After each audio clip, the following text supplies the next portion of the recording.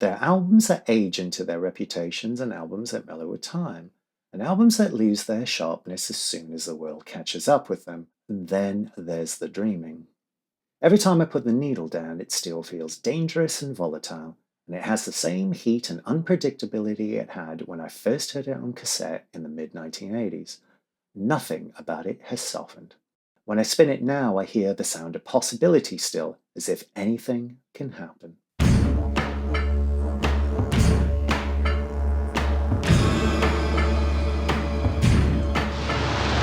Hello, I'm Shane, and this is Take 55 Sound, the sister channel to Take 55, where I discuss cinema.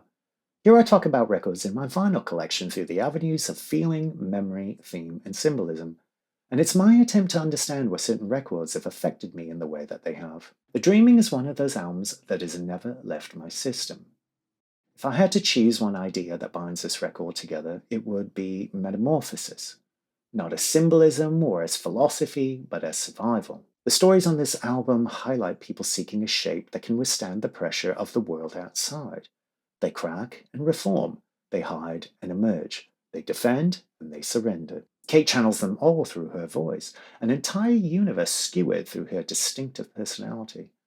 The Dreaming becomes an anthology of characters and identities, each one trying to be seen, recognized and understood, while fearing exposure at the same time. Sat in Your Lap opens with a frantic demand for knowledge and clarity. The drums sound like someone pounding on the walls of a locked room, desperate to make sense of their surroundings. Just when I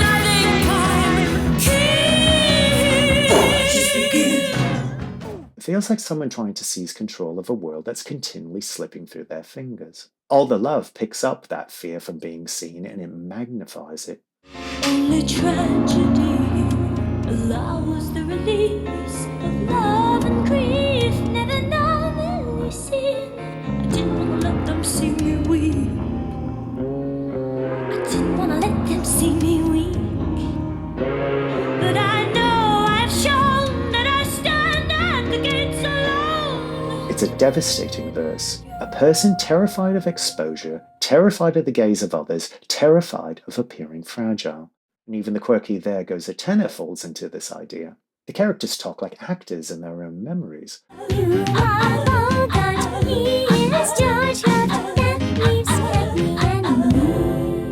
The partners feel like performers pretending to be criminals.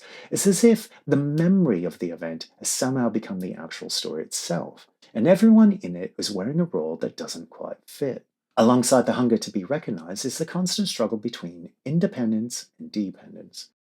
Pull Out the Pins, still my favorite track on the album, is the clearest example of this. A Vietnamese rebel watches a Western soldier with a mix of empathy and anger, and it becomes a moment of terrible recognition between the enemies, a moment that turns fatal. The angular guitar solo at the end tears the song apart note by note.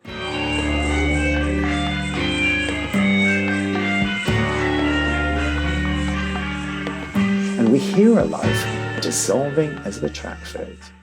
Leave It Open captures this tension most directly. Keep it shut, leave it open. The whole song revolves around that contradiction. Guard the self, but hope someone pushes through the door that you built to shut them out.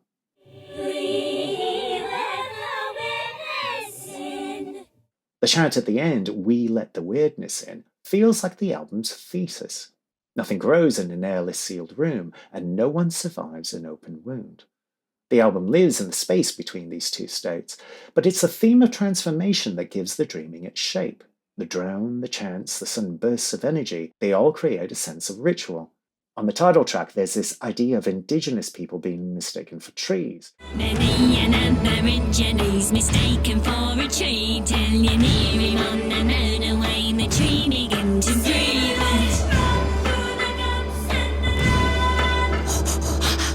It feels like a comment on invisibility. People are so rooted to the land that they become the scenery. And then Get Out of My House pushes metamorphosis to its limit. She becomes the concierge of her own inner life, guarding the entrance, refusing entry. The house becomes the body, the voice becomes the animal, and the animal becomes the escape route.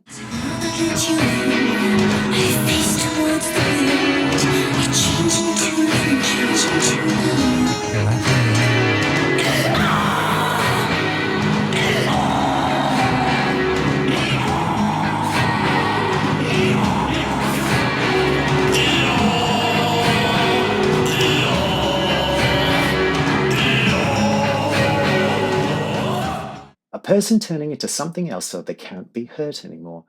It's one of the wildest endings to any album I own, a full psychological breakdown turned into pure visceral sound. The Dreaming isn't a concept album, yet it moves like one. It has the unity of a mythological cycle and the unpredictability of a dream.